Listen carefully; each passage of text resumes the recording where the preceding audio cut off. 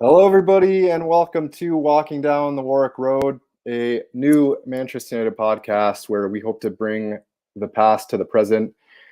My name's Tim Stockton, and joining me is my co-host, of course, Pete Molyneux. Pete, how are you? I'm very well, thanks, Tim. Very well. Raring to go, I Good think. stuff. Oh, absolutely. So am I. Good stuff. It's been very much a work in progress. Pete and I have been working diligently to try to bring it to you guys in a manner that we would enjoy and that you would enjoy. Um, Already have our first comment, and it's a fellow Canadian Red. Hello, Jax. How are you? Good to see you. Thanks for tuning in. Um, Pete, I guess we should. I mean, we've put up a trailer and we've sort of given bits and pieces out on Twitter, but we should probably just give people maybe an idea as to what this podcast is all about and what we hope to accomplish. And I think, a few months ago, I had reached out to you, and I just feel like there is a lot of podcasts out there already that deal with present day United, and will give you match previews, match reviews, transfer window dealings, your daily consumption of United news. I think when you and I spoke, we both sort of agreed that there was nothing that we could see that dealt specifically with the history of this great club and all the iconic moments that have happened in the past, and that I've witnessed on television and that you've witnessed in person. And we just felt like there was a medium there now for us with YouTube and a podcast, be able to bring this wonderful history to people and interact with them as well, and have them share their tales and their stories with us. What are you hoping to bring to people through this? Well, I think you've introduced it very well there, Tim. I mean, I'm hoping that some people are not bothered about the history either of Manchester United or anything really, and that's fair dues. They don't need to be. But if you are, like you say, we've got a very, very rich history, 142 years of history, a lot that many people know about. But we just thought we should put something out there, which we're doing now, to see what people want to hear about, see if they like what we put out there about the history of the club. We want to deal with the present day as well, but we're not going to analyse the present day to death, and micromanage how Ollie's doing from minute to minute. But we will deal with what's going well and what isn't. But if anything you want to know about United's history, then let us know, and we'll put something out there. We'll discuss it, and like as Tim said, there's quite a bit I can speak of firsthand because I'm not in the first flush of youth. So I've seen about 60 years worth of United, watching them home and away and in Europe. I'm a season ticket holder still, and hope to be for a while yet. So I've been very fortunate. I've seen a lot of United games, and the memory is still fairly good. So hopefully we could talk about anything people want to talk about. And it's whatever you guys and gals out there want to us to deal with. Absolutely. And I'm glad that you touched there, Pete, on your sort of pedigree in terms of supporting United. Obviously, 5.5 decades of matches. You've been to every cup final in Europe that we've played in, thousands of games home and away. Obviously, my tale's a bit different. I'm in Canada, but my father's side of the family is from England. My dad's from Altrincham. My grandfather lived on Warwick Road. The family lived across from Old Trafford Cricket Ground, and so sort of that's where my family connection lies to the club, and it was sort of a part of things around my house, obviously, growing up. So I think it's very unique that we'll have two perspectives here, one from an overseas worldwide supporter, and then I think I've said this to you in the past, Pete, is I can read and watch as much and consume as much of the history as I want, but in terms of putting the meat on the skeleton and really getting those firsthand stories, that's where I'm so excited to have you as a part of the project, and a lot of good things to come, I think, from this. So well, like we said, we are going to focus a podcast that's very much going to focus on the past, but as Pete just mentioned, we are going to dabble into the current situation at the beginning of the show. So let's do that now, Pete. Obviously different kind of season. Fans still not at football, and I think you and I have talked about it, and it's very much something that has changed the way that I consume football now, and I know for yourself as well. What are your thoughts on the season, sort of from start to now, in terms of the situation with the club and the results and the performances, and also without the fans being there? Well, it's unique is an often overused word, usually as an adjective with it, and you don't need one. If something's unique, it's unique. And this isn't an English lesson. It's meant to be really. I've never known a season like this, and I guess you'd have to go back to wartime, the Second World War, when you had this sort of situation. Even then, they let crowds in. For me, as a match-going fan, and one that I rarely missed home matches. It's been very, very difficult. It's very, very difficult. I watch highlights of games on TV, but my thing is going to the match, as it is with 73,000 others that go to Old Trafford every fortnight. So it was a very difficult concept to get my head round at first when it restarted in June, and that's carried on. And whilst we fully realise that there's more important, bigger stuff going on in the world with the pandemic, it still hurts to not be able to see Manchester United play and cheer them on. That's the thing. I could see the game on the telly, but for me, I cheer them on, I sing. So that doesn't stop us reviewing the season. It's not started as we would have hoped or maybe expected. 12 games in, I think we've won 7, drawn 1, lost 4 across 3 competitions. If you're putting a shine on it, you'd say we probably will win the group, all being well. That's the Champions League group. And we're through to the quarterfinals against Everton sometime next month. In the league, we started off well away from home. But the thing that spoils those 3 pluses that I've just described is the dreadful home form. 1 draw, 3 defeats in the league, certainly. All against London teams, I think. Right. So maybe there's a trend there. Last time United started off that badly without winning a game in the first 4 at home. I was 18. Bobby Charlton was still playing for United. And the Glazers were somebody that came and put your new windows in. It was a long, long time ago, and it's been that part of it's been awful, especially the manner of some of the defeats with the performance. But I should come out really kind of at the top of the show, as they say on radio. I'm an Ollie in guy.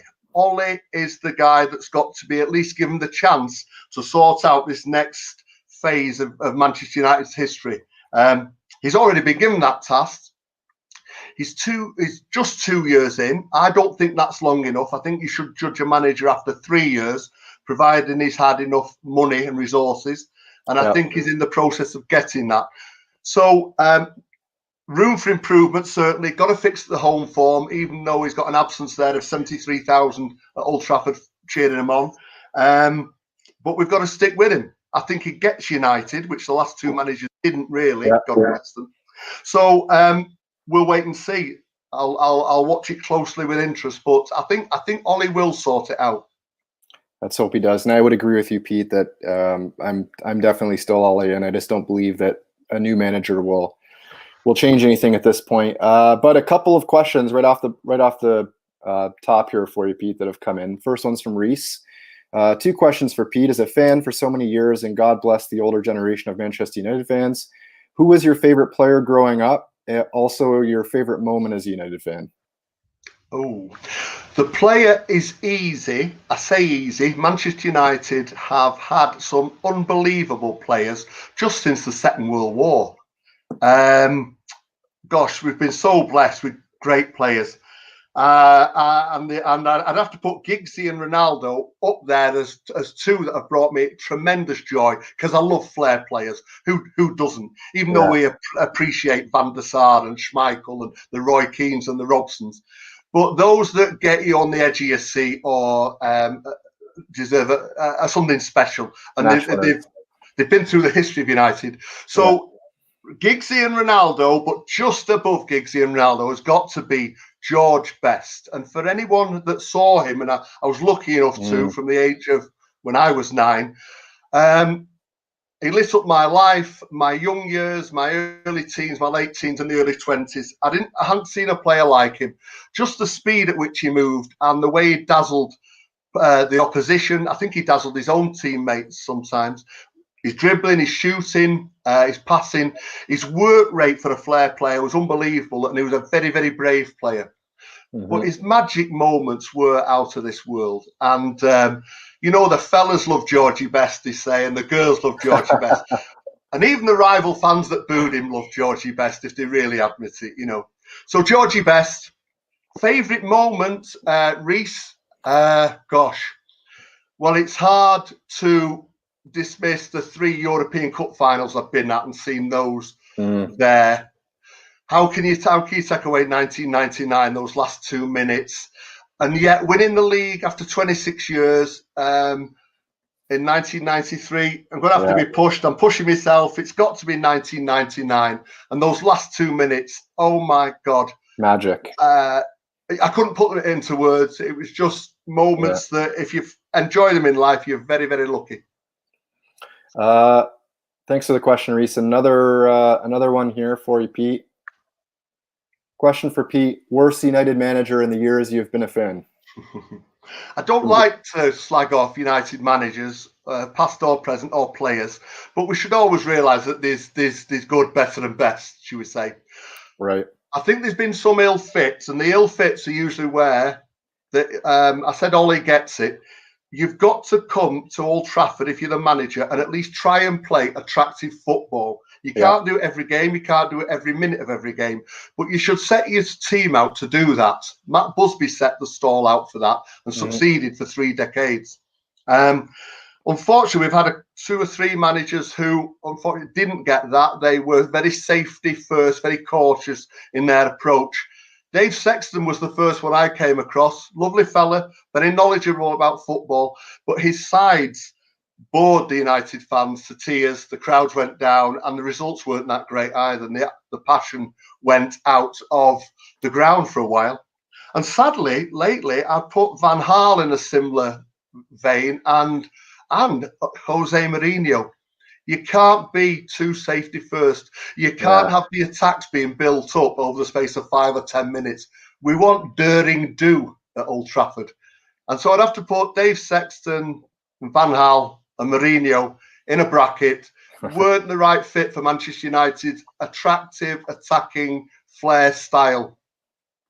Yeah, it's always that. I mean, that's the thing of being a United manager is you have to win, but you have to win playing a certain way, like you said. And I remember, I think it was it might have been after the sacking of Van Gaal, or I think it was actually after the sacking of Mourinho, where Gary Neville came out and said, no manager should be allowed to come in anymore and change the style and change the way that Manchester United has played for all these years. You need to come in and work within the confines of what the supporters want to see. And like you said, that's attacking football, get me off my seat, work Monday to Friday, and the weekend it's the football, and I want to be excited on the weekend. So I would agree with you on that. A couple other questions, guys. We will get to them for sure. But we talked about in the current situation with the fans not being here, and obviously one of the things that we really miss out of all that is the atmosphere at the ground, right? I mean, it's the build up to the game. It's the build up. It's going to the ground. It's the buzz around the ground during the warm ups. It's everything that culminates into just those amazing highs that happen and have happened over the history of this club, and sort of gave us our inspiration for our first look back at history here. And this is a segment that we like to call "If You Know Your History."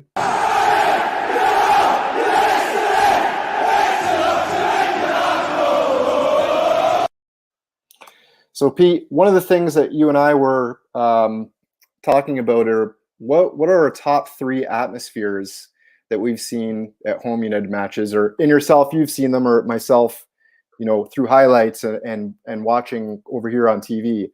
And I think I mentioned to you this again in the past. It's a bit different for me, but sometimes, you go back and you watch the highlights of a goal. And I don't know if anybody else does this, but for me, I love just seeing the crowd reactions sometimes. I mean, like some of these goals throughout our history, you go back and look at Kiko Makeda's late winner against Villa. Just the scenes in the stands when those goals are scored in moments like that is just, for me, that's a major part of football. On top of the actual goals is being in that euphoria. So you and I have come up with a list of 3 of our best atmospheres. Did you want me to kick it off, or did you want to kick off? Yeah, no, you kick it off, Tim. Okay. So I have down, and we've ranked these sort of 3 to 1, 2, and 3. So my third one, I've gone with the semifinal in 2008, Manchester United versus Barcelona, and just the build up to that game, Pete. If you think back, 0-0 after the first leg. It was a Barcelona side that was very much in its pomp. They won the Champions League 3 out of 6 seasons, from the 05-06 season to the 2010-2011 season, and they made it to 2 semifinals in that time. So last 4 and 5 of those seasons, and went on to win it 3 times. Just a tremendous side. And it was the thing I remember watching that match and it coming across on the telly was the tension, and it was so tense. At 0-0, you just knew that if Barcelona got a road goal, that we were going to have to score twice. And then, of course, Scholesy pops up with his tremendous stunner. And I still remember, this the display from before the game there that I put up. It was just the whole build up. It was just like a massive crescendo. And then, of course, Scholesy popping up with the thunderbolt. And then the celebrations, the relief on the players' faces at full time after we held on to the 1-0. Do you remember that one, Pete? What are your memories from that game? Oh yeah, remember it very well, Tim. I went to the away leg in Barcelona. I had a bit of a problem. I lost my ticket. My ticket got picket pocked on the underground. I won't bore you with the details, but I managed to get another one about 20 minutes into the game. I got in about 20 minutes to the game, and it was a very scary European Cup semi-final, Champions League semi, and you lose your bloody ticket. Anyway, as it was, I missed nothing really. It was 0-0. At home, very, very tense. It was very tense. It wasn't a real out-and-out attacking game. As you say, Barcelona were coming to a real head then, where they were the best team in Europe for about 5 years. Yeah. I think on that night, Tim, Fergie outthought tactically Barcelona.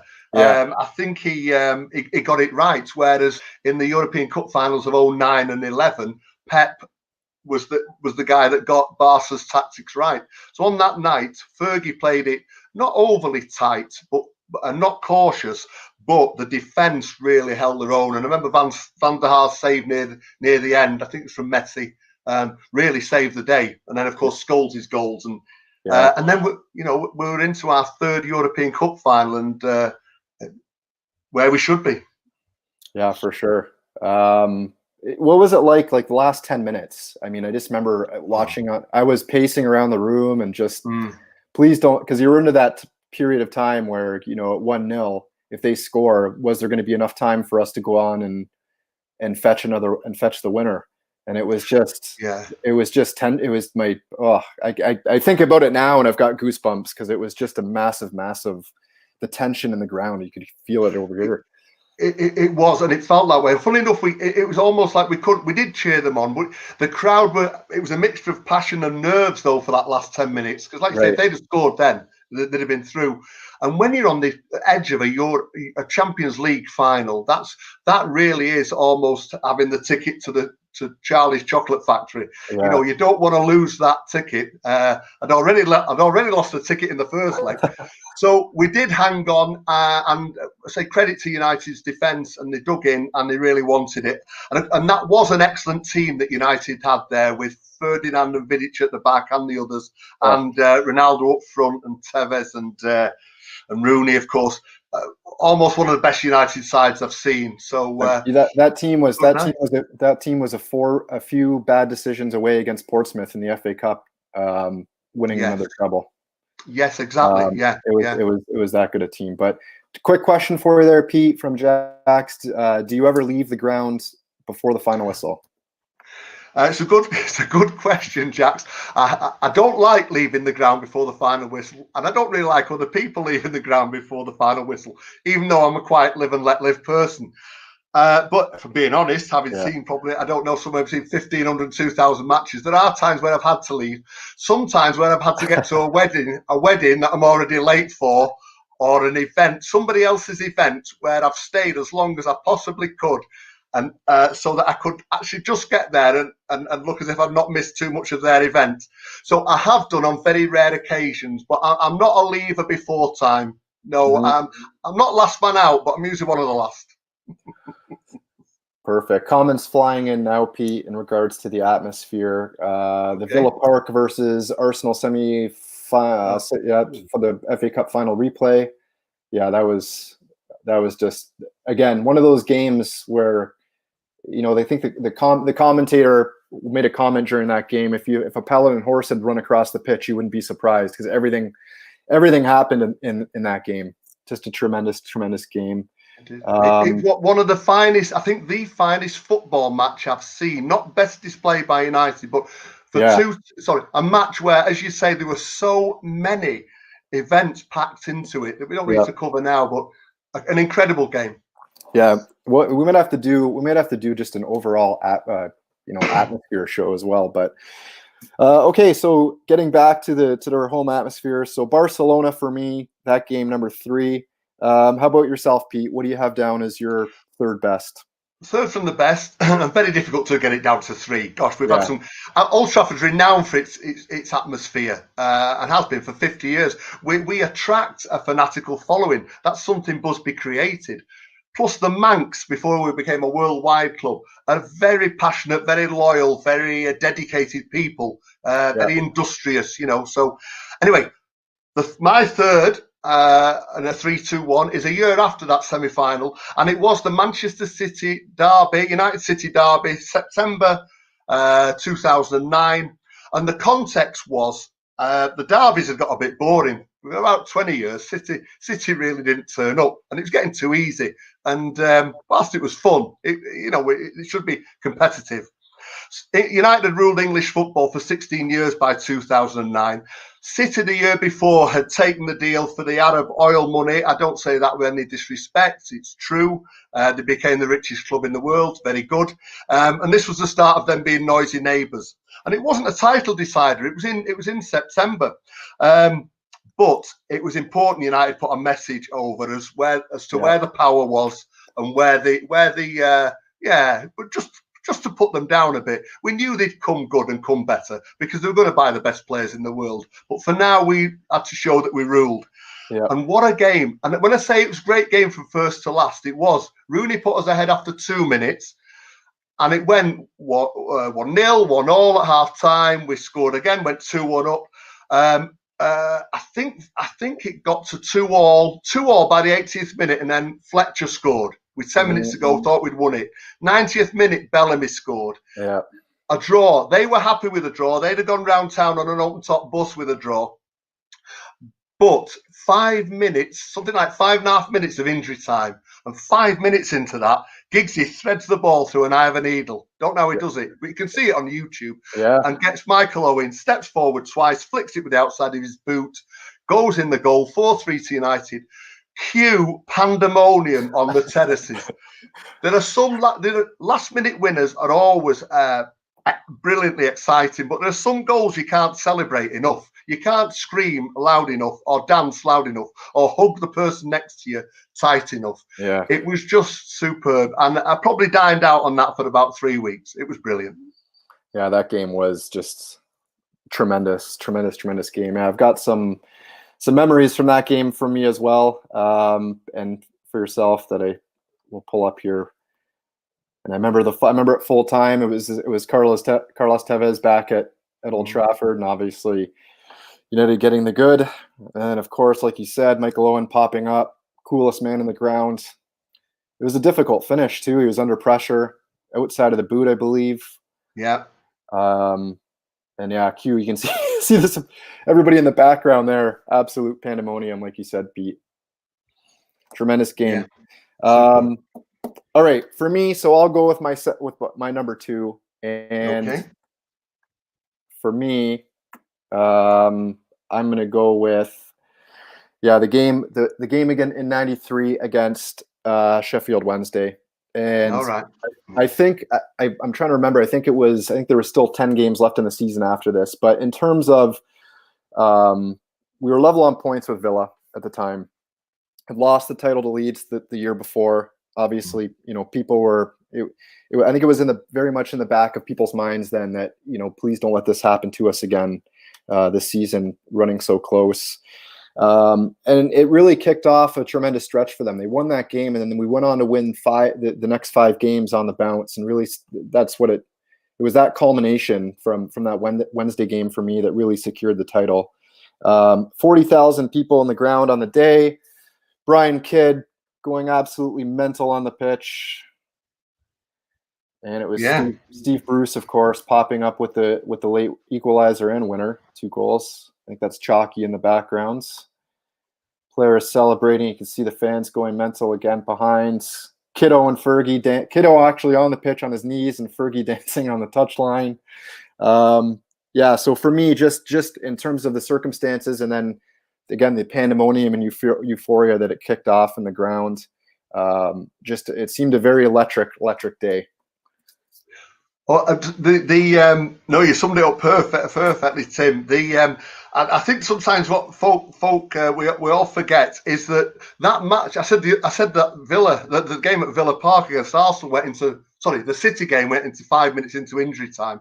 Right. That game against Sheffield Wednesday in '93 went into about 9 minutes injury time. And there are some of our rivals say, "Oh, that's why you got the 2 goals. They played 9 minutes of injury time for you." That injury time was because the ref got replaced. He got injured and carried off. So there's nothing to do with. I remember that. Yeah. So fair dues. And of course, the other thing, Tim, is we'd lost it to Leeds the year before. It looked like we're hoping we weren't going to choke on it again. Well, it was the 26th year since we'd won the league. It was a drought of biblical proportions in terms of Man United winning the league. Yeah. And with those 2 goals, not only was the drought over, the flood was coming in, the flood of silverware then for the next 20 years. Yeah. That was really it, wasn't it, Pete? That was really the catalyst. I mean, what trophies had been won prior to that, but once you win that first league title, it just you just kick on from there, doesn't it? That just gives the players the confidence to really kick on, because they had the ability. The ability was there. It was really a confidence issue, maybe leading up to that point, just to get that first one over the line. And the man that implanted the confidence was Cantona coming in November of '92. Yeah, absolutely. The team was good, but it didn't quite have the self-belief. And Cantona had it in bucket loads. Yeah. Absolutely. No, that's a very good, very, very good point. Jack's chiming in on great memories that are making me smile on a wet and windy day. Yeah, Jax is actually over here in Canada. She's a member of our Niagara supporters group that we have here. So it is very dull. Hi, Jax. Very dull and dreary. It's wet and windy here in Manchester. Another question here for you, Pete. Maybe we'll get to that just before we get to your second one. In the Premier League era, Pete, who would you say was the toughest team or lineup that we played against, in your opinion? If it's in the Premier League, let me just have a think. The best team has got to be Barcelona, right. 09 and 2011. I've never seen United out thought to that degree. But the toughest opponent, does Reece mean in one game, do you think? Lineup. The toughest lineup, really. I'd have to put. Who would I have to put? Maybe one of those Arsenal. Would you put one of those Arsenal teams in? Excuse me. Yeah, definitely. Yeah, definitely. And for so many years of the first few Premier Leagues, after that first one, it was United and Arsenal for about 5 or 6 years that finished first or second. They were tremendous battles. In every sense of the word, on the terraces. I don't mean violence, but on the terraces, in the dressing room, on the pitch. Yeah. Real good football battles, and credit to Wenger and Fergie for making that happen. We might not see that again in the Premier League. So we'll go with Arsenal. Respect Yeah. to them. Yeah, I think so too. There's actually a really good documentary online. I think it's called the Rivalry, and it's really centered around Wenger and Fergie. But they interview some ex-players, and it was just the build up to those games. Roy Keane saying, there was something that Arsenal brought out of them, that brought something different out of them. And obviously, we saw his clashes with Vieira over that time. There was a bit on Arsenal's tricky little winger, Jose Antonio Reyes, when he was there, and Phil and Gary Neville talking about how they were given the instructions to just kick him, and they had to sub him out. I think it's 60 minutes in one of the games. So just a colossal tie with those teams for sure. All right, Pete, what do you have at number 2 for your top 3 atmospheres? Okay, number 2, I've gone back a wee bit to when I was a young lad, and when the Stretford end was probably at its, several words you could use, perhaps most boisterous, most exciting, most lawless probably, but it was a hell of a thing to be part of. And I've been lucky enough to see United, when I was 13 years of age, win the European Cup at Wembley in '68. First English team ever to win the European Cup. We didn't have a good season after that. 68-69, it fell away, about 11th in the league. A decent run in the cup, but only to the quarter-final. And we lost the World Club Championship to Estudiantes. Yeah. But we made it all the way through to the semi-final of the European Cup again. And we got drawn against AC Milan. Now, Busby had announced his retirement, so he was going to finish at the end of '69, and God bless him, he deserved it, because he'd gone through an awful lot. But we were champions of Europe, and we wanted to stay champions of Europe. We've always thought that that's our rightful place. That's not arrogance. That's just what Manchester United should aim for. You don't aim for the Oldham Coliseum. You don't just aim for the London Palladium. You aim for Las Vegas. Right. And the Champions League is Las Vegas. So we wanted that last day in the sun in Madrid in the final, where Ajax were waiting, a very young, but also not a great Ajax team then. Dutch football wasn't that strong in '69, but they were coming good. But they would very much have been the underdogs. And it would have been Busby's final match. What a way to go. So much counted on it.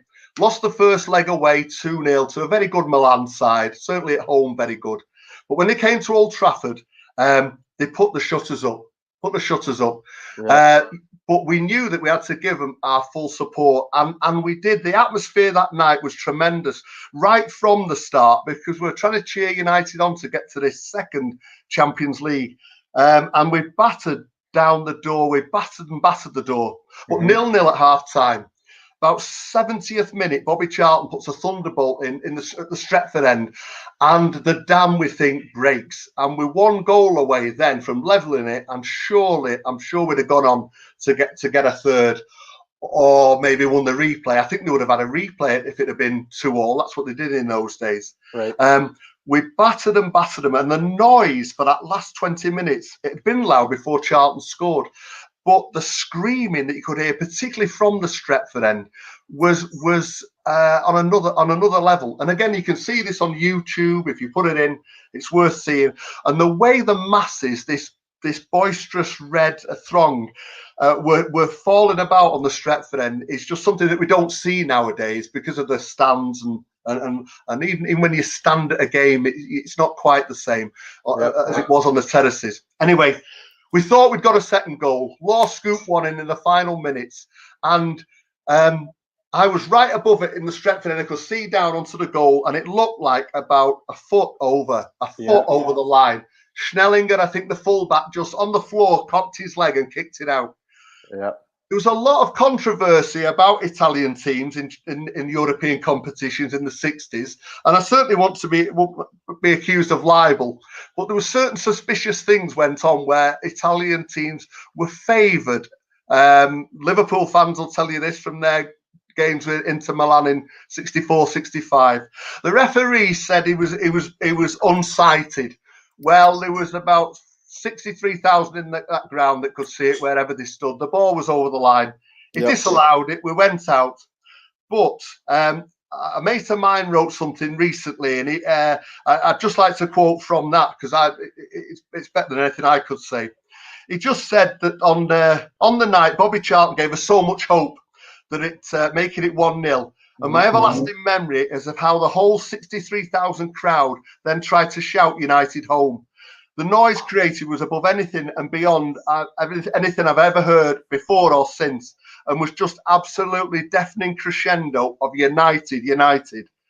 The officials didn't agree. We went out, and that was the end of it. Busby didn't get his day in the sun. But the Stretford end that night and the rest of the ground did everything they could to try and get United to that second European Cup final. And I was just glad to be part of it. Tremendous. Yeah, tremendous. Like you touched on.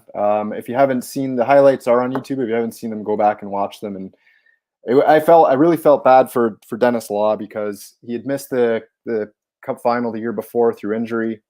He was desperate to get back to the Cup final, to help United get back to the Cup final, and obviously he maintains to the day that the ball was well over the line, like you said. But you sent me, I see our guest waiting in the queue there, so I think we'll bring our guest on for you and I both have the same number one, so maybe we'll bring in our special guest as well to get his thoughts, because it's definitely a man who's going to have some insight into what was just a colossal night at Old Trafford. But before we get to that, Pete, so the first leg was actually broadcast at Old Trafford, like we had talked about earlier, over the big screen. Yeah. Photo there of it, and then you actually had your ticket stub from that game still. Yeah, I was too young to go to Milan, but they beamed it back live on closed circuit television.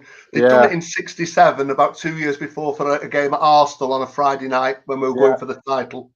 And of course you didn't have Sky or BT, sport bringing you the games. You had to grab what you could, and that was a treat. Amazing. All right, well, we're going to get to our number one, but I'm going to cue in our guest here now. Definitely another longtime Red. I'm really excited to talk to him, to be honest.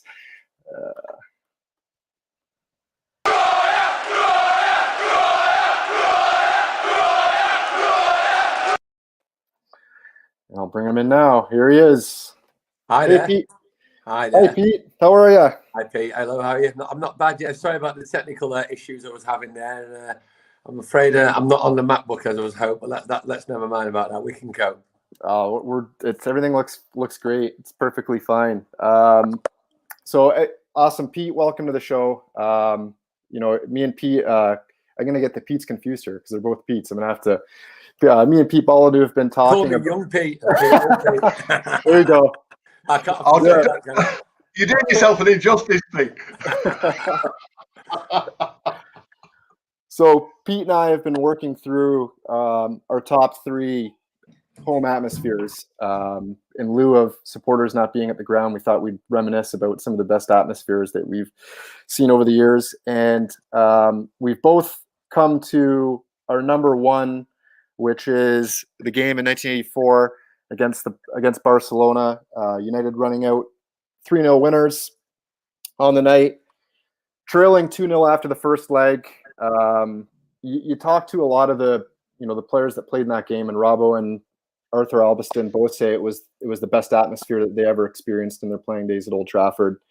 The manner in which they lost the first leg, I think I don't think that there was too much separating the two teams. In fact, I think you could argue that Barcelona was probably the better side, United was the better side on the night. It was the Graham Hogg own goal, and then I believe it was Rojo that popped up with a rocket from Barcelona. But you would feel like coming back to Old Trafford a bit of injustice, and you could just see that it was just electric in the way they played that night. Obviously, Captain Marvel, Robbo coming through, and then the famous 2 goals in 2 minutes. Frank Stapleton popping up at the end there to make it 3-0. What do you guys remember from that night? I mean, we have 2. I remember going to the game actually, and when I was at school in Altrincham, same school as actually Norbert Stiles' son Rob, who year above me, with Pat Crowan's son. It was all at my school. Quite topical this week. We're obviously saying goodbye to Nobby. And there's a lad at school who was from Sale, who was a City fan, and he was one of the few City fans at school, and he went home and away, and that, like, you know, like I did at school. He was one of the few, but he really wanted to see Maradona play, and he said, "Could you get me a ticket?" And I'm not going to get a City fan a ticket, like from legitimate source, but he came down anyway, and I had my ticket in the Stretford End ground side, and he bought what really was a passback. You remember this, Pete? The tickets, and to be honest with you, he could have just had my ticket because there was 58,000 there that night, official attendance. It's a bit like some of them cup finals, Pete, when you know there was so many more there, because when we got in that ground, in the Stretford ground side, the uncovered bit there, Pete, the younger lads were just passing the bits you retain through, folding over, and other people were just using them again and again. And the lad I went to school with, he was a bit annoyed because he'd paid about £5 for which he could have had my ticket. You know what I mean? And he is still exactly. He is still to. So I remember that. I remember the queuing and getting in and everyone the passbacks. And I could have actually just given my ticket anyway. We were right in the corner where the corner flag is. You know, the front of the Stretford ground side. And one thing when you watch the match back, the footage they show of it, even the highlights they show of it, it does not do the atmosphere justice. If you just YouTube it and say it was amazing, it shows you a couple of sets of fans singing "Here we go, here we go," and a bit of clapping. You know, maybe celebrating the goals, but it doesn't look anywhere near like it was, does it, Pete? It was electric. It was, you know, I think people even said, what's now the Sir Alex Ferguson stand, you know, G stand and H stand, they were singing, and that was unheard of, wasn't it, Pete? You know what I mean? The seasons that get older in there was singing. It literally was the whole ground. It was. I was 14. I remember at the end of the game, there was a copper at the front, like where they stood, where the benches were, you had to have a gap in between the fence, didn't they, for security, where the steward. And we were like, other fans had got on and they were trying to push us back, and the sheer force of everyone. And we got on the pitch. And, you know, if I look at the highlights of the end of the game, I'm sort of saying, there's my Adidas coat, but I'm not really that clear, you know. Right. I just remember it being exhilarating, brilliant night. And one thing I also remember is that the Spanish and Italian fans of that era didn't travel like the English, as Pete will confirm. The Dutch and the Germans still travelled, but none of us. And that night, there must have been about 200 Barcelona fans at the most, right? When they went in the, and it's the same with the semi-final against Juventus. Very few. So when we play them nowadays, it obviously travels a lot easier to get to, and you do get fans who are already based in the UK or fans who are not actually from Spain coming in. But in those days, you know, I mean, Pete will tell you, you both know this. I'm sorry to do it quick on Tim, but you both know this. Spanish fans didn't travel. Spanish fans didn't even travel to the rest of Spain, did they? Yeah. You know what I mean? No. You know, it's become more where they do now. But to me, that night was just seeing Maradona play, Stretford End singing Maradona, you know what, and all that. Yeah, it was just exhilarating stuff. Yeah, amazing. Oh, it was. I think I felt the crowd, and you're right. By the 80s, United had what we call now a singing section on all sides of the ground. There was the Stretford Enders, but there was the Stretford Paddockers, there was the Scoreboard Enders, United Road. United Road, yeah. And on the night, I think we blew them away because I think you know, I mean, 2-0 to come back against a team from 2-0 down in Europe isn't easy when they only need one goal, don't they? Yeah, exactly. If I'm right, Maradona played that night, as you say, Pete. Do you remember Bernard Schuster, the German? Mm-hmm. He was an excellent player. He was, and of course, they were managed by Cesar Menotti, who a few years earlier had won the World Cup with Argentina. Oh yeah, I mean, don't be right. When we got drawn against him at 1-0, you thought we had a chance. But when that second goal went in, because I was listening to it on the radio, because I was 14, or no, I was just before I was 13 actually, one before my 14th birthday, and I remember like thinking, well, that's it now. You know what I mean? 2-0, like, that is really it. So it was just, of all the European nights, when they talk, you know, people talk about the Barcelona game in 2008. It was a wonder goal, and it was one of the more modern day. It was one of the better atmospheres, but it wasn't a patch on 84. It wasn't a patch because at no time, you know, I'm not saying it wasn't 90 minutes non-stop singing. No game ever was. But there was a No. lot more noisy parts that 1984 than there was quiet parts, yeah. Yeah. And I did, if you're asking me my top, my top three, that would be number one. But I mean, I'd go back to another great night in '97 against Porto. I thought that was a cracking night at Old Trafford. Mhm. If you ever watch the game back, what you notice, this is 23 years ago, yeah, you notice how the atmosphere, the songs are still sung slow, no happy clapping. You hear forever and ever. You hear, oh, my lad. And it's not 100 miles an hour. If you like we all do this at home, I know I'm not a weirdo, but if you sing United songs on a normal day at home like I do, right? If you clap, it goes too quick. Just try it on Pride of All Europe. Try it on if you want to go to heaven when you die, whatever. If you clap, it goes too quick. Watch a clip of the 77 Cup final, the BBC version, and you can hear, or the 68 final, Pete, when Benfica. The fans are singing, and you don't need to clap on most of the songs. Clap on an odd chant, but you don't need to speed it up and clap, do you? No. And I think, you're spot on there, Pete. You're spot on. Even nowadays, if you listen to, say, the Celtic or the Rangers fans singing, they still sing it as it's a song you're singing. Yeah. On the English terraces, it's almost like a race to get to the end of the song. It is. Well, Ollie's at the Wheel's a good example, because that is a traditionally, it's a slow song by The Waterfall by the Roses. And it's when it started out, it was Ollie's at the Wheel. Yeah. And now, in a pub, you get people going, oh, yeah. It's like a race to get to the finish of the song. It is. We certainly blew Barcelona away that night. We took 2 goals in about 3 minutes, I think, after half time. That took it to 3-0. The fact that there is actually lots of pictures still, but a mural was made. I always get that word wrong. I want to say mural, but I know that's something else. Or an Arnold mural. Yeah, exactly. But the one of Robson with the fans in front, I know that's real people there that are in front of when it was first put in J-Stand, wasn't it, Pete, a few years back.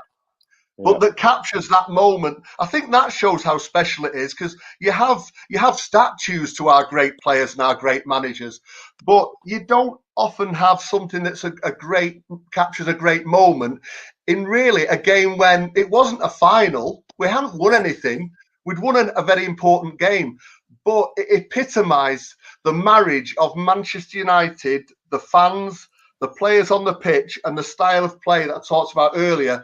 And on that night against Barcelona, it all came to the boil nicely. Well, it did. You think about, the year before, when Atkinson came in, we thought we wanted to win the league. The year before we got to the League Cup final, we were very unlucky. We all got things on that. Won the FA Cup. You thought we were building something for that final title push again. It didn't really happen in the league, did it? We had to, but that season. But then, like that, you think that was a stepping stone, and then obviously we know how we were struck by injuries for the semi-final. But we were very unlucky against Juventus. It was very, very unlucky. Would you? Yeah, on the other side, we go and lose to Bournemouth in the FA Cup, the 3rd division. That was typified United, really, didn't it? Under Big Ron, you know what I mean? Even under early years under Fergie, we could go to win at Anfield, and we could lose the next day to somebody at Christmas time. But in those days, we know we could live with the best, but then we would just fall over against the no disrespect, some of the lesser teams. Yeah. What was the build-up? It was that inconsistency that stopped, I think, Ron Atkinson being up there with Fergie. Well, I think when you look at Ron when he come back, he got close with Villa, and I think I love some of the football Ron played. To me, was some of the best stuff. I know we did. I loved it, but you look back over his career. He's an entertainer. He played some entertaining stuff, but he never quite had it to take us over the line, take any team over the line for a league championship, did he? No, spot on. Did you say something, mate? When you look at that game against Barcelona '84, I mean, what was the build up to the game? Was there a sense that we could pull it back, coming back from 2-0? I mean, we didn't. Like I said, it seemed like in the first leg that it's not like we were outplayed by any means. Was there a sense building up to it that we can pull this back at Old Trafford? Well, it was first of all, it was exciting because it was, with not always European football wasn't a given thing, as people tell you. You had to really achieve something by qualifying, to get into the main tournament. To play a team of Barcelona, but Barcelona did, let's be honest, they hadn't won the European Cup at this stage. They only won it in as big as they were what you call a proper sleeping giant of Europe, weren't they? They had a massive ground, they had big potential, but they were just seen as a really big team. Like, the song went at Barcelona, Real Madrid, didn't it, Pete? You know what I mean? Real Madrid had won it, so I've won it a lot more. But Barcelona was, pardon for Man City fans thinking they copyrighted it, but Barcelona was massive. You know what I mean? Oh yeah, sure. There was no blanket coverage on. There was no Sky TV, as Pete said, so we had to buy the newspapers. But there was anticipation. I don't think I expected us to turn it round. I thought we had a chance, but I don't think I expected us to turn it round. I'll be honest with you. It was almost like going for the occasion for someone who was nearly 14 years old. I was going to go and see Maradona and Barcelona at Old Trafford. That was a big occasion. I think we all thought, a lot of us thought, if you get an early goal, for sure, because it's only 2-0, and also we can't exaggerate it. This section is about the crowds at Old Trafford and the crowd at Old Trafford. And even now, it's a great crowd when it gets going. But, through the 60s, 70s and 80s, with that crowd behind, you could do anything. In 77, you mentioned Porto in 97, Pete, which was a belting night. I went to Porto in 77. We lost 4-0. We came back to Old Trafford and thought we could do it. And we beat them 5-2. I remember. I remember. I always remember. It was 4-1, and if we'd have got the next goal, I think we'd have gone to 6-1. So I think we probably thought we could do it with a bit of luck. The difference is Porto were a decent side. Barca, like you say, were a top side. Yeah. But I think with a Man United crowd behind us, whether it's the 60s, 70s, 80s, or now. Right. I'd never bet against United with that crowd that we've got. It is something very special, and it's probably one of the reasons why our home record at the moment reads 0-1-4. Because we're not there to cheer them on. I know other teams have big crowds, but that United crowd is, and I think always will be, something extra special. And the point is, right, Pete knows he's led it a lot of the time. Well, some people mock us, right, because say, singing section.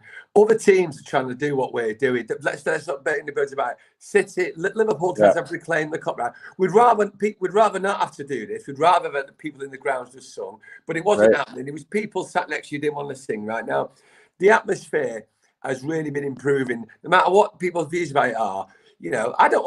I cringe at some of the songs, like people probably cringe at some of my songs, but all I watch to be is original. But you can't not say the atmosphere is not improved. You're playing like games in the Europa League against like Astana, and you've got like a non-stop cauldron of 500 Reds singing together like an away end. Yeah. You've got the City League Cup game at 3-0 down, and they're carrying on singing, and it's oversubscribed now. It's what I'm proud to help set it up. I'm not active in it now. I'm still speak to the lads. I said they needed new blood in it, so they can't just say, "Oh, it's just amusement, it's just people, it's just must." And it's evolved so much better than I hoped it would go like this. Yeah, but I agree. The lads like Rick Tricky and Rick and I don't know and Dutz, they're all doing a fantastic job, right? Mm-hmm. I meet them regularly because where the seats are near my seats, and it's brilliant. And you see that clip on the internet the other day of from a march last year with all the red flares on the way to the ground. It's making home ends like away ends when we go. And you know what? And I think that it's been good anyway, but I think because of the lockdown, when people go back, I think people are going to start looking forward to going to Old Trafford even more than they do when we go into away games. Yeah, and you're right. And to pick up where we left off, because Tim, we were doing our top 3 of all time, and Pete spoke eloquently about the Barcelona one. Yeah. But that very last game at Old Trafford on March the 9th, was it, against City, when McTominay put that ball in, the stands shuddered. The stands shuddered. And it was only, again, not winning the cup, it was beating City, all right, that's important. It was that there was a feeling in the ground that day, and it came again to the boil in the last minute, that Ollie was building something very special. Fernandez was looking very good. A rising tide lifts all boats, and that seemed the way we were going. And we came out of that ground, I'm sure Pete will back me up here, you weren't just buzzing as you left the ground or on the way back to the car or the tram station or the pub. You were buzzing all that night. Of course the following day, all that week. Just on that, it felt so incredulous. And the burst of noise, again, you go on YouTube. If you go on YouTube, or if you go on Twitter, I'll retweet it tonight. Yeah. Joe, York Red Joe, she's called. And she probably follows you, Pete, follows me. And I don't really like people videoing goals at games from the phones. Yeah. But however, she did it, and she's got some brilliant footage of the goal going in and the crowd around in the Stretford end. Yeah, I've retweeted it before, but she's probably hopefully watching now. But it's a brilliant shot from there, the tunnel in the Stretford end, not far from the family stand, and she just gets the crowd, and it's a fantastic. Yeah, it's a real thrill. Yeah. No, brilliant. Any questions, Tim? I'm conscious of the fact that we might have some questions, or there might be nobody listening to this. Well, a couple of questions that I just wanted to get through with having Pete here. I mean, I've wanted to talk to him for quite some time, but what was it like? What first got you into United, Pete? When was your first game? Who was your first early heroes? What are your earliest memories of United? Funny enough, tomorrow it's 46 years exactly since the first game. Tomorrow, November the 16th, 1974, Aston Villa at home. And my dad took me, I was 4 years old, and I didn't realise this till about 4 years ago, and 5 years ago, that it's the same day Paul Scholes was born. So so I was interviewing Scholes a few years ago, and I said, well, Paul, November the 16th, 1974, special day in United's history. And he went, yes, Pete. I went, not you being born. I said, my first game. You know what I mean? And I think he took it well. But yeah, Aston Villa, and he was at the game with all, Pete, but Arnie Sidebottom played. And it was in the second division, Pete. It was. So I can say I was there in Division 2. I only remember the goals. And somebody actually, Nez Baker, a mate of mine from Blackpool, he actually linked up the goals a few weeks ago. I don't know how he found them. And I think both the goals were into the scoreboard and that day. Well, you're testing me now. No, but I don't. It was So I went against Aston Villa, and my first idols were really. I mean, the first team I really remember was that 76 to 78 team, really, and Jimmy Greenough, and I was very lucky in the 77 season that my dad took me to most of that cup run. I was only he took me to the QPR game when I met Phil Parks a few years ago, and he asked me about it. He went, Macari. I went, sorry. We beat Southampton 2-1 in the replay after 2-2 draw at the Dell. And then the Aston Villa game, when we were 1-0 down, we won 2-1. I was at that game. I was at Hillsborough for the semi-final against Leeds when we had 3/4 of the ground. And at Hillsborough, it was the day after my 7th birthday, so it wasn't that bad. And then I went to the cup final as well, so I wasn't bad for someone a bit younger than Pete, was I? So my real idols. Well, anytime you can see United stopping Liverpool from winning the treble, exactly. That's always a good day. No, I mean, so Jimmy Greenoff's become a friend of mine, a good friend down the years now, and most of those lads like Lou, Arthur, Sammy, they're all people who I've socialised with sometimes. I've done plenty of events with them, I've met most of them, the late Brian Greenoff. I've met probably the only one I haven't seen in the last 20 years is probably Stevie Coppell. I met him at the Cliff years ago, but he doesn't really do the after sort of dinner circuit as much, does he, Pete, Stevie? So no. But Gordon Hill lives over here now in North America. He lives in Michigan. I did MUTV with Gordon Hill about 20 years ago. And Jimmy Nichols actually born. I was telling Pete not a few days ago that Jimmy Nichols actually born 25 minutes from where I live now. So Hamilton, Ontario. So he was born here, and they moved back over to Northern Ireland when he was young. I mean, that is if you say, as much as we've been looking at the Fergie, if you said to me what was your name it, I'd never forget this lineup in order, right? Stepney, Jimmy Nicholl, Arthur Alberston, Sammy Mackerel, Brian Greenoff, Martin Buchan, Steve Coppell, Jimmy Greenoff, Stuart Pearson, Lou Macari, Gordon Hill, and Dave McCreary. That was the Very good. 77 team. I just know it off by heart. If I could remember algebra, like I can remember teams like that, or games, or songs by bands, I'd be a millionaire. Pete, I doff my cap. Do you find also now that you can remember those sort of lineups like that? You've mentioned the whole of the team from 77, but you struggle to remember what you had for breakfast. Tell me about it. I was doing MUTV and in the late 90s, and they used to do a bit of a thing playing on my name called Squeeze the Boil. And if they asked me something, a random, I didn't know the questions in advance. If they asked me something like from the 70s and 80s, I would just knock it off straight away. I'd get it straight away. They asked me which United player scored a hat trick last season against Coventry, and I just used to guess. I didn't know. You got to mind, okay, when I was a kid, I wasn't doing that, was it, all the time, drinking, you know what I mean? But I literally would just have a guess and say Andy Cole. If I got it right, I go, yeah, I knew that, you know what I mean? And I'm like that. My son Georgie now, he'd tell me who's playing and what player, and he'd tell me the history of it. When Van Gaal played a load of young players a few years ago, last game of the season, I was going, go on, number 39, pass it to 27, pass it to... Yeah. And he was going, Dad, that's Harrop, that's whoever. I didn't have a clue who they were, you know what I mean? Well, Pete, we'll finish up with just... You're known for many things amongst United fans, but two of them that come to mind specifically, if I get the word out, are Eric Cantona and Terrace Chance, of course. So I guess just a few questions around that is how did that relationship form with Eric? I mean, I saw over the last few months, obviously the special happy birthday message that he sent to you that you put on Twitter. I saw a picture of I think it's you, Eric, and his brothers. That I wanted to pull up here. If I have it, there it is. I've lost a bit of weight since I need to get a fresh photograph.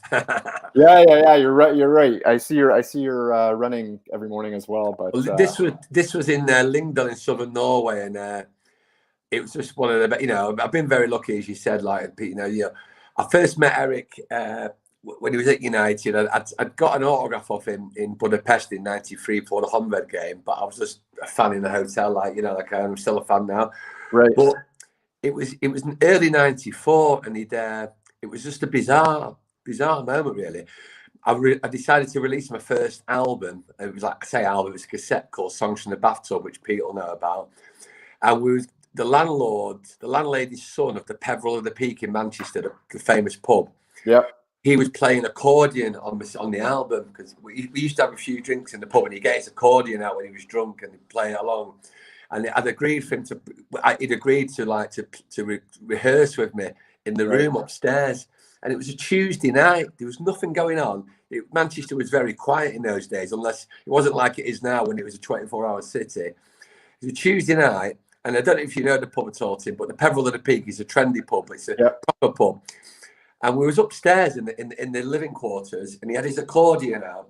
And I've got that's not a euphemism, by the way.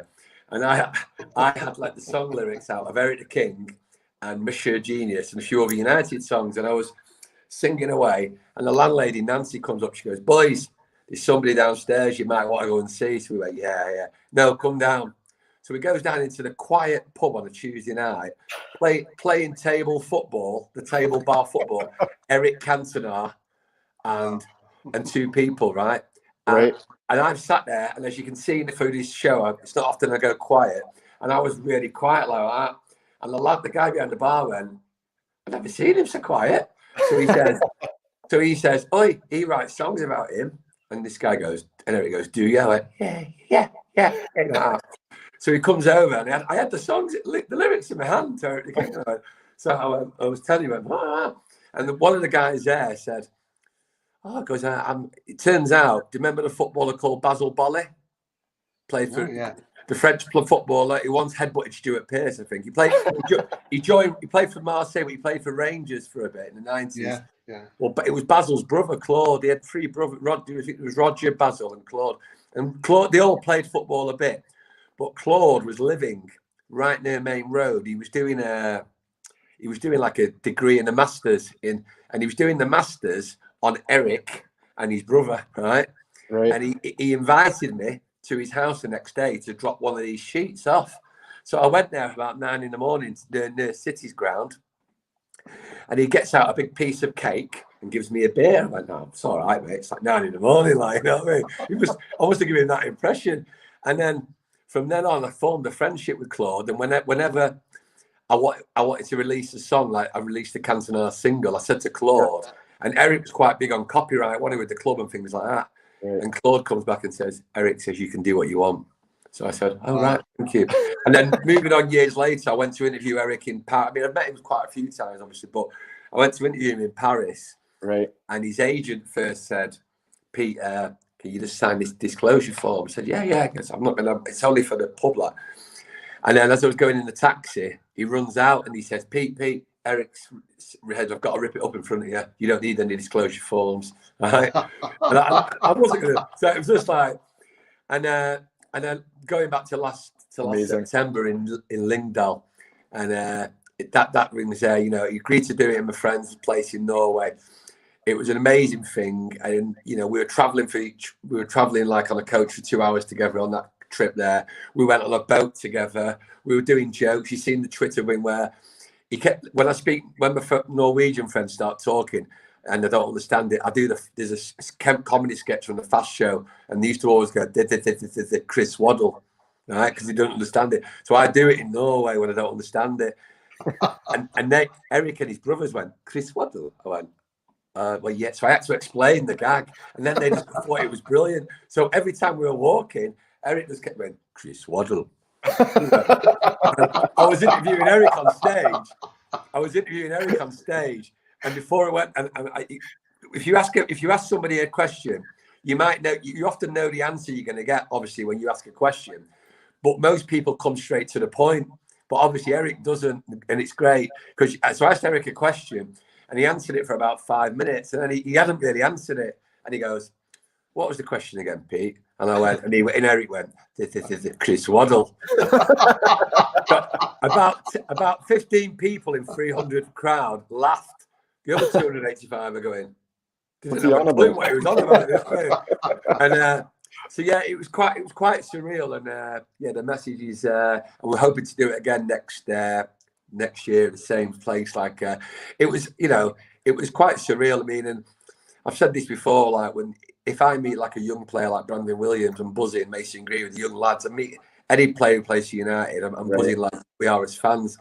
The first few times I met Fergie and Eric and they called me by my name, I can only describe it as like being a 15-year-old lad on a date with someone you really like, and they went, "Hello, Pete," and I went, "Hello," because I was like so sort of like you know. And then after a bit, I started like chewing, and then when they went, my mate went, "What are you chewing?" I went, "Nothing. I just want you to look cool." You know what I mean? You can't beat those stories. That's just terrific.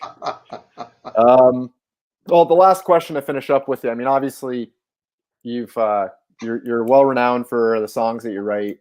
Of all the songs, Terrace Chants, that you've had a hand in, what's your favorite? Obviously, Eric the King is I'm guessing. Eric the King is obviously based on, Pete will tell you, the Dennis the King was the chorus, but the difference with Eric the King is if you see it in full flow, like you used to do it in the Bishops all the time, is that it was a great song where everyone sort of went quiet and then I do the verses and it build up to it. And that actually, when we was in Norway, I was on stage in my shirt, my jacket and like really in my smarter clothes. And I interviewed, and then the crowd started in a Cantona song, and then I just spontaneously got on the mic and sang Eric the King. So sing Eric the King when everyone joined in, and Eric and his brothers are clapping away, singing to it as well. That's probably up there with it. Songs like there's been, I don't write every song. I never claim to. I've written hundreds of songs. I've had released songs, and some songs that have not taken off have been some of my favourites. But I think spontaneous ones, like you can try too hard sometimes to try and get a song that doesn't take off. Gary Neville is a Red. Scousers. Every team copied that sort of like that sort of line. Portsmouth were thinking about Southampton. But when I did that, I'll tell you when it was, Pete. It was just after we beat Juventus in '99, and we played Leeds away on the Saturday. We drew 1-1. And I didn't pre-plan it. I hadn't even thought about the tune. I just don't know. It just came to me in the ground, and I stood up and I went, Gary Neville is a red. He hates Scousers. And everyone looked round at me, but everyone else would have been mortified. And I went, oh. So I did it again. And by 10 minutes into that, 10 minutes later, the whole end was singing it, and it became an anthem. And it's also like who put the ball in. It was originally the Scousers net. Again, people know that was who put the ball in the West Ham net for Lou Macari originally. And 73. I'd gone down to Charlton the week after, in January '99. We beat Liverpool in the last minute, didn't we, in the cup? Yeah. And I'd gone down to Charlton that day, and the following week, and I think Dwight York scored a last-minute winner there. But I'd gone down there with the intention of making a song for Ollie up to Feeling Hot, Hot, Hot. It was ole, ole, ole, ole, gonna sell shop. But all my mates kept going, Nicky, but, to wind me up, right? So it didn't take off. So in the pub at Charlton, I can't remember what the pub's called, but I just stood up and went, who put the ball in the Scousers net? Ole, gonna sell. And that was a spot. I was trying hard to get the other one going. I just sang it and the whole pub just erupted.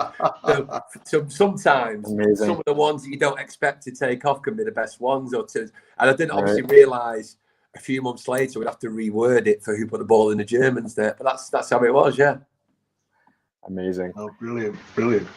Pete, do you have any questions for singing, Pete? When did you start singing that one? Pete, you mentioned quite a few players there, and I don't know if you answered this earlier, but forgive me if you did. You can. Who would you say has been your favourite all-time player that you've seen for United? It's a difficult one to think between who you idolise. I mean, if you're being honest, you know, my idols at either end of the spectrum I've seen have been Jimmy Greenough and have been Eric, and the thing, you know, they've been the real ones of last people I've idolized. But Brian Robson epitomised everything growing up. Felt like, I mean, when you think about, look, we mocked Gerrard when he was at Liverpool, right? Robson was so much better, but Gerrard was a good player. But this I don't like to make them similar players. The only similar thing to me was how they could drag the team up when they weren't playing well. Gerrard dragged Liverpool in that horrible game which got them through the group stage in 2004-05 against the Greek team, did it? He dragged them in Istanbul, right? He dragged them in that cup final against West Ham. You know, Now, that's a great player. There's lots of debate about current players and whether that, you know, they're meant to be world class and all that. Great players don't just put pretty touches on when the team's doing well. Now, when Robson got injured, it wasn't a squad game in the 80s, was it, Pete? But when Robson got injured, I remember his shoulder going at West Ham, and it was like somebody like blindfolding your goalkeeper, wasn't it? You know, you just thought we're not going to be able to win now. That's the season over. I felt ill in the not so much stomach. If Robson got injured, and before you can say we had some great players in the 80s as well. It's wrong to say we were maybe not a one-man team, but you can't underestimate his influence. And I think that shows you a lot with Fergie, because let's be honest with you, selling Norman Whiteside and Paul McGrath was very risky for Fergie at the time. Absolutely. Because, you know, Pete was already getting his banner painted then, weren't you, Pete? I know. No, but what I'm saying is, but let's be honest with you. I thought you don't want to get rid of, like, you know, Whiteside and McGrath, but clearly he assessed the situation, and he knows that Whiteside is, you know, we know how good Whiteside is. I mean, if I ask Brian McClare, it's one of our regular questions when I do a Q&A with Brian, and when people say in the crowd, Keane or Robson, Brian McClare says Whiteside, and he didn't play together that long, right? But some of the things he could do, right? Now, I love Norman. I still love him as a person. He was a wonderful player, but Robson was a leader. When you say captain, he was a leader. He dragged us through. And Brian Robson, to me, the fact that Pete was showing that clip before in J-Stand, he epitomised every man of my generation and people like older, you know what I mean? Brian Robson was absolutely phenomenal for Manchester United. It was. You're right, Pete, and everything you said. And when he got injured, and sadly he was, I wouldn't say he was injury prone. It's because he gave his everything. He could throw his whole body in. but he'd get injured, whereas Kevin Moran, they'd just stitch him up and put him back on. But but Robbo, unfortunately, got a few injuries. You're right. The impetus almost went out of it for United and England. It did. And they did try and patch Robbo up a few times with his shoulder, and it'd go each time. But we were blessed that just as he was coming to the end, Pete, that we got Roy Keane, who was, again, neither of these. Robson was probably a better all-round footballer. Keane wasn't a great footballer, but probably one of the best captain I've seen, because he could grab a game by the scruff of the neck, and often did. That made you know, I'll tell you a funny incident about Roy Keane, right? In 2003, when we were going for the league with Arsenal, near the end of the season, we had a tricky game at Tottenham, which virtually clinched it, not mathematically. I think Quinton Fortune crossed it for Van Nistelrooy. It was 0-0 at half-time, White Hart Lane. And if I'm not mistaken, either the day before or earlier that day, Arsenal had thrown a 2-0 lead away at Bolton and drew 2-2. Yes, yeah. And someone at United had said, do I know anyone who will go on the pitch before the second half to do like a kicker, like they have a sponsor thing. And I said, I'll do it. So I've been in the pub for the game, and I had to go on the pitch at half-time. So I'm in the tunnel at half-time in the United kit, carrying a bit of timber, right? Yeah. So as the players come off at half-time, it's 0-0. And a few of the United players are just politely chatting to the Tottenham players, not arms round them like at the derby against years ago. But And Keane comes down the tunnel and he goes to his own players, "What you doing? What you fucking doing talking to these?" And I was scared. I was looking away. John O'Shea looked at this surreal moment. He saw me in a United kit because he knew me, and he went, "Huh?" Me in the shorts United kit in the tunnel at Tottenham, and then Roy Keane shouting at him, and I'm looking away in case Keane looks at me. You know what I mean? But that just showed his drive and determination, right? He fought, and I think that's what he sees. When he sees now, you can see that he never slags Ollie off. I think he's trying to protect Ollie, and you know what I mean. I think so. And I think he knows that. If anything, he's probably advising Ollie. He's got to do certain things to get rid of certain players. I don't know, but Roy Keane that day, it was just I was privileged to see that, and obviously the players come out fired up, and we won the game 2-0, and we ended up winning the league, didn't we? You know what I mean? But Roy Keane, when he seen those players a few years ago in the tunnel at the Etihad.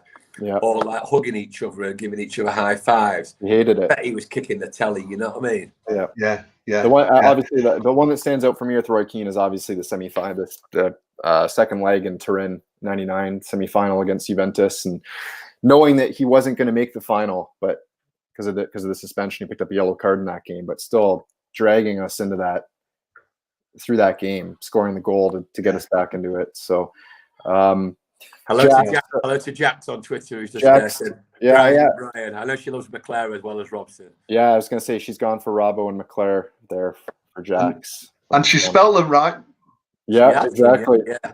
Obviously, I've got two cats. I've got two cats, and they're actually called Brian Robson Boyle and Norman Whiteside Boyle. And when I go to the vets in Sale, sometimes, and they read them out, and they go, Brian Robson Boyle and Norman Whiteside Boyle. And you know what? The cats couldn't be anything less like him, you know what I mean? Norman is actually he's terrified of the leaf runs over in the garden, you know what I mean? He wouldn't back you up on anything, you know what I mean?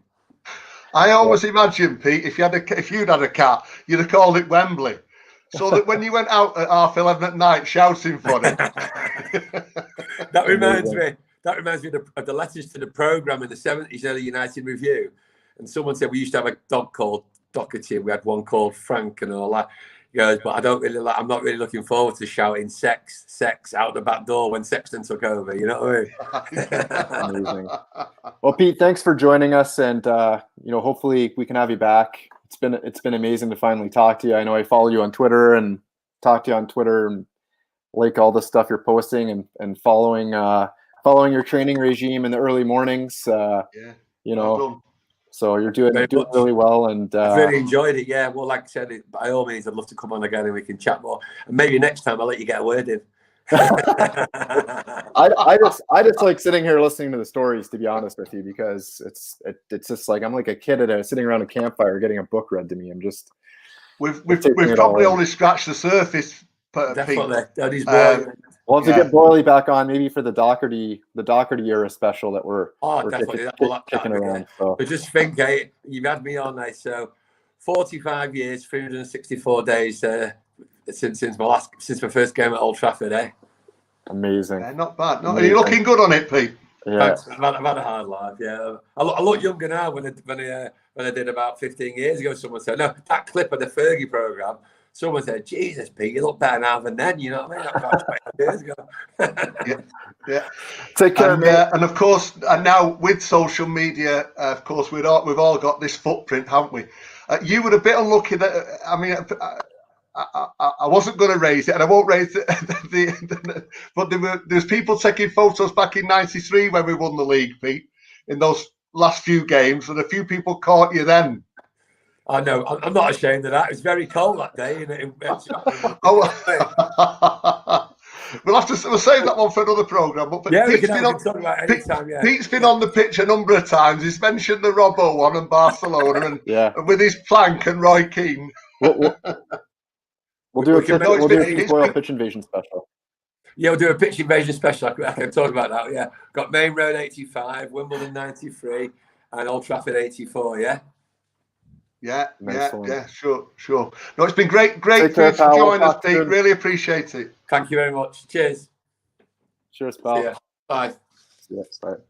Cheers, Pete. Take care. Oh, that was fantastic. What a guy. Oh yeah. Anyway, brilliant. There's so much you could ask him. So much. Absolutely. Well, that kind of brings us to the end of our first episode here, Pete. Hopefully people enjoyed it, and don't forget to hit the like button, guys. Subscribe, please. Follow us on Twitter. You can get a hold of me at Niagara MUFC and Niagara Red. Pete, do you want to give people your Twitter it's just at Pete Molyneux. So you should be able to get me that Molyneux. Kind of spelt like the Wolves ground, except with a Y in the middle, except an I. But I think we should say, Tim, we do want people's ideas, don't we? It's not just what we want to put out to you. It's hopefully a show with you as much as for you. So if you've any ideas on what you'd like to hear about, which era, which players, which managers, anything to do with the culture of Manchester United as well. We've touched on the songs today, but the Stretford end, the away support, the jibbers that get in without paying. Any aspect of Manchester United we're happy to talk about. We don't want to do personal stuff. We're happy to take criticism of ourselves and even criticism of United, but we want to keep, if we come on and tell us what's not right about United, but do it in a constructive way. But we want the lads on, the lasses on, people that follow United from afar, follow them from near. You're all welcome. The Manchester United family, if you want to say, anybody's welcome to put their view across to us or come on and share their memories with us and their thoughts about anything Manchester United, past and present. Absolutely. And you can get a hold of us on Twitter at Warwick Road Walk is our Twitter handle. So feel free. Obviously, we're going to tweet out after this, what are your top three atmospheres? We'd love to hear from you on today's topics. And as Pete said, going forward, what is it that you guys want to see? Whatever it is, we want to talk about it. There's such a rich history with this football club. We want to dive into it.